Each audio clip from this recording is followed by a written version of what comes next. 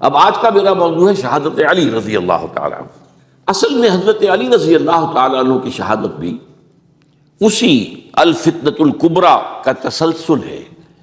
وہ جو عبداللہ ابن سبا کا پیدا کردہ عظیم ترین فتنہ تھا، اسی کا ایک نتیجہ حضرت علی کی شہادت بھی ہے، لیکن وہ بات ذرا تفصیل سے سمجھنی ہوگی، اور اس کے لیے میں ممنون احسان ہوں۔ حال ہی میں ایک کتاب چھپی ہے، ڈاکٹر سید رضوان علی ندوی، وہ محقق ہیں تاریخ کے، انہوں نے بڑی تاریخی تحقیق کے بعد جو باتیں بیان کی ہیں وہ میں آپ کے سامنے رکھ رہا ہوں۔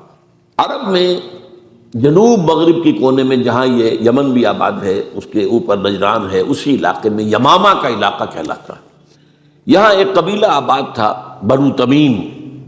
یہ جو لوگ تھے بڑے کرخت مزاج، جنگجو، اکھڑ، ضدی، اور جس بات کو ایک دفعہ مان لے اس کو اڑ جانے والے اور مر مٹنے والے۔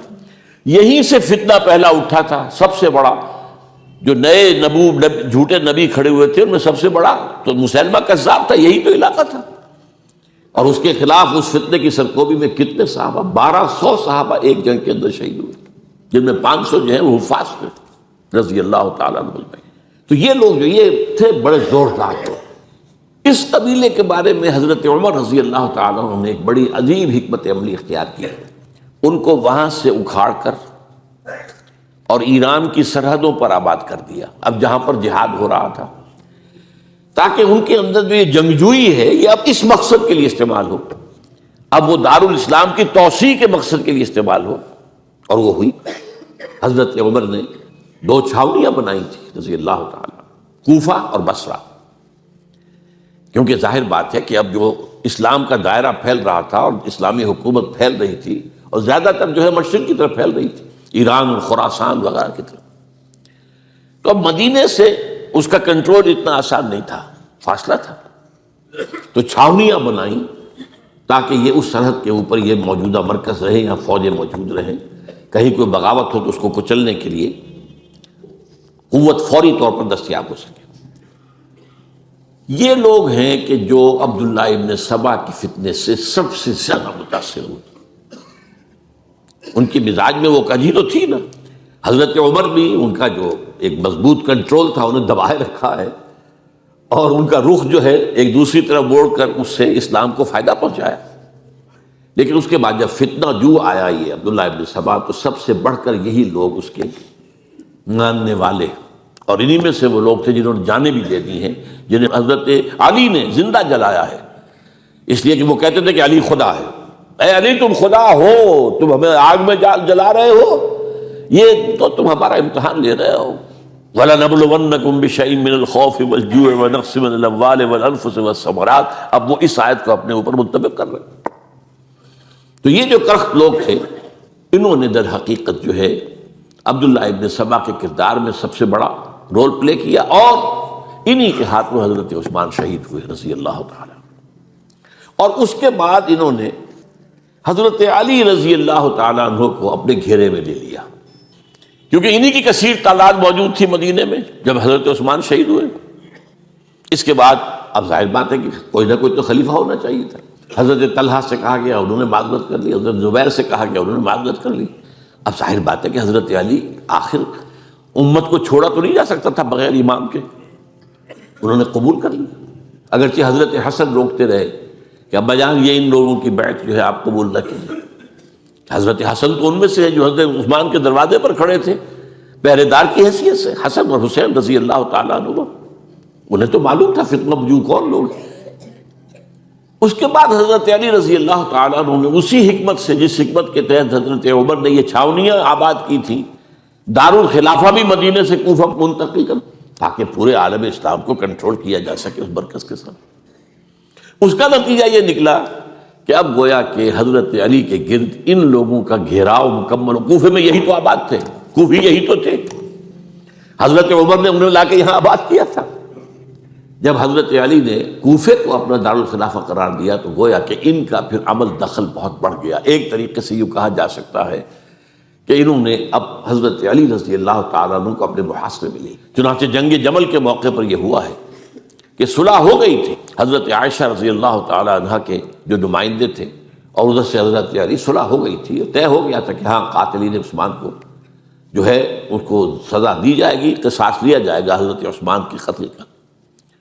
لیکن ان لوگوں نے 10,000 آدمی کھڑے ہو گئے کوفے کے اندر، ہم سب قاتل ہیں عثمان کے، لو قصاص ہم سے اگر لے سکتے ہو، جس کے نتیجے میں اور انہوں نے جنگ شروع کر دی۔ اور جب جنگ شروع ہو جائے تو پھر اس کے بعد تو کوئی نہیں دیکھ سکتا کیوں شروع ہوئی، کیسے شروع ہوئی، کس نے شروع کی۔ اب تو یا مارو یا مرو، دو ہی باتیں ہوتی۔ 10,000 مسلمان ایک رات میں شہید ہوئے جنگ جمل۔ اب اس کے بعد حضرت علی رضی اللہ تعالیٰ عنہ کی خلافت جو ہے حضرت امیر معاویہ نے ماننے سے انکار کر دیا۔ جب تک قاتلین عثمان کو سزا نہیں دیتے ہم بیعت نہیں کریں۔ یہ نہیں کہ دعویٰ کیا ہو کہ میں خلافت کا حقدار ہوں، یہ نہیں، لیکن یہ کہ آپ کو ان کو سزا دینی چاہیے۔ اب یہ تھا وہ مخمصہ جس میں حضرت علی رضی اللہ عنہ وہ فرماتے تھے تو میرا ساتھ دو تو میں ان قاتلین عثمان سے سزا جو ہے ان کو سزا دے سکتا۔ ادھر انہیں پتا تھا کہ میں سرنڈر کرتا ہوں تو مجھے علی تک تو پہنچنے کوئی نہیں دے گا، راستے میں ختم کر دیں گے رضی اللہ تعالیٰ عنہ۔ تو یہ پیچ تھا ایک جو ایسا پڑا ہے۔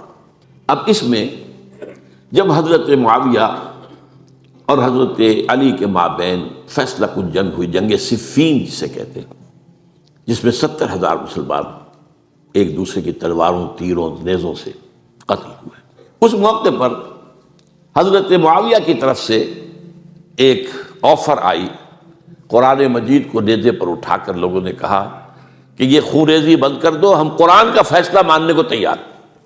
حضرت علی دیکھ رہے تھے کہ یہ اصل میں میری فتح کو شکست سے بدلنے کا پروگرام ہے، تقریباً فتح میری ہو چکی، لیکن یہ جو طبقہ تھا یہ جو ان کا نہیں، بڑی ٹھیک بات کہہ رہے ہیں، وہ مانیے ان کی بات، جنگ بند کی۔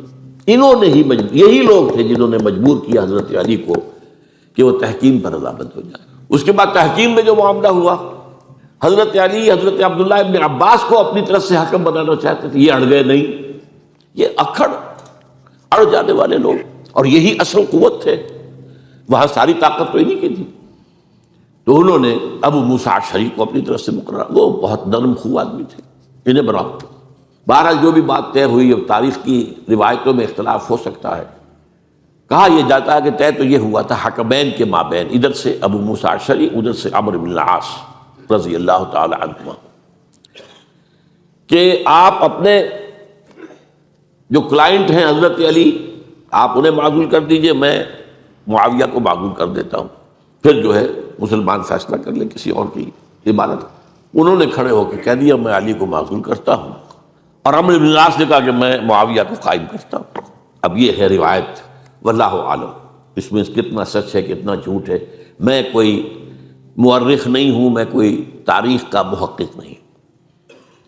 اس کے بعد جو ہے اب یہ لوگ انہوں نے کہا کہ مانیے تحکیم کو، اور جب انہوں نے حضرت علی نے اس تحکیم کے فیصلے کو ماننے سے انکار کیا تو باغی ہو گئے، حضرت علی کو کافر قرار دیا، اور جا کر ایک جگہ پر حرورہ ایک جگہ تھی وہاں پر جا کے جمع ہو گئے، جتھا بندی کی، بہت بڑی طاقت پر وہاں کر دی۔ انہوں نے طے کیا کہ علی بھی کافر ہو گیا، معاویہ بھی کافر ہو گیا، عمرو بن العاص بھی کافر ہو گئے، سب کافر ہیں۔ حضرت علی کی طرف سے ایک گئے سفیر ان سے بات کرنے کے لیے، تو انہوں نے کہا تم ہی نے تو کہا تھا کہ تحکیم کو تسلیم کرو، کہ ہاں ہم نے گناہ کیا تھا، کفر کیا تھا، ہم توبہ کی ہم نے، اگر علی بھی مان لے کہ میں نے مان کر کفر کیا تھا اب میں توبہ کرتا ہوں تو ہم ان کی بات مان لیں گے۔ اب حضرت علی اس طرح کا جھوٹ کیسے بولتے، انہوں نے تو کوئی کفر نہیں کیا تھا۔ بہرحال انہوں نے پھر بھی نرمی برتی کہ دیکھو اگر تم کوئی خونریزی نہیں کرو گے، فساد نہیں مچاؤ گے تو میں تمہیں کچھ نہیں کہوں گا، لیکن وہ اپنی ان شرارتوں سے بعد نہیں آئے۔ تو پھر تیسری جو بڑی جنگ ہوئی ہے ان جنگوں میں، جنگ نہروان کہلاتی ہے، حضرت علی کی جنگ خوارج کے ساتھ، جس میں 4,000 خارجی جو ہے وہ قتل۔ اور یہ بات اب آپ نوٹ کر لیجئے کہ یہ لوگ جیسا کہ اکھڑ بھی تھے اور لیکن اپنی بات پر ڈٹ جانے والے تھے، لیکن ساتھ ہی دیندار بھی تھے، نمازی اور روزہ بھی تھے۔ یہ اس طرح کے لوگ نہیں تھے کہ جو فاسق اور فاجر، بس یہ مزاج کا ایک ہے، جس بات دل میں بیٹھ گئی اڑ گئے۔ تو یہ اصل میں انہوں نے پھر فیصلہ کیا کہ اور تو ہمارے بس میں اب کچھ نہیں ہے، ان تینوں کو قتل کر دیا جائے، علی کو بھی اور معاویہ کو بھی اور عمرو بن العاص کو بھی۔ تو ایک جگہ ان کی سازش ہوئی، 3 آدمی معین ہو گئے، ایک ہی وقت کا طے فیصلہ ہو گیا، فلاں تاریخ کو فجر کے وقت تم جاؤ، وہ تم کوفے کی جامع مسجد میں جب علی نماز جماعت کرا رہے ہو خنجر مارو انہیں۔ اور یہ اس کا نام ابن ملجم تھا، خارجی، یہ وہی لوگ بنو تمیم کے لوگ۔ دوسرا جو تھا وہ دمشق میں حضرت معاویہ کو قتل کرنے شہید کرنے کے لیے پہنچ گیا۔ تیسرا مصر پہنچ گیا حضرت عمرو بن العاص کو۔ اب یہ بات اللہ کی طرف سے ہے، یہ تو اس کی مشیت ہے، اس کا فیصلہ ہے۔ حضرت علی پر وار کارگر ہوا، آپ شہید ہو گئے۔ حضرت معاویہ پر وہ وار ذرا اوچھا پڑا، زخمی تو ہوئے لیکن آپ کی جان بچ گئی۔ عمرو بن العاص اس روز مسجد میں کسی معذوری کی وجہ سے، عذر کی وجہ سے فجر میں آئی نہیں سکی، لہذا حضرت علی کی شہادت ہو گئی۔ اب یہ ہے اصل پس منظر، کن لوگوں نے کیا شہید اصل میں وہ سمجھ لینے کی بات ہے۔ یہ خوارج نے شہید کیا، لیکن خوارج کا فتنہ سبائی فتنے ہی کا آف شوٹ ہے، اسی کے ذیل میں ہے، اسی کی ایک شاخ ہے، اسی کا ایک نتیجہ ہے۔ یہ خوارج جو ہے بعد میں بھی ان کی مسلسل جو ہے وہ جنگیں رہی ہیں۔ بہرحال اس صورتحال کو یہ سمجھ لیجئے کہ یہ خلفائے ثلاثہ رضی اللہ تعالی عنہ، حضرت عمر شہید، عثمان شہید، علی شہید۔ عجیب بات ہے کہ تینوں کا نام عین سے شروع ہوتا ہے، عمر عین سے، عثمان عین سے، علی عین سے، تینوں شہید ہوئے ہیں۔ لیکن یہ کہ یہ ہے تاریخی پس منظر۔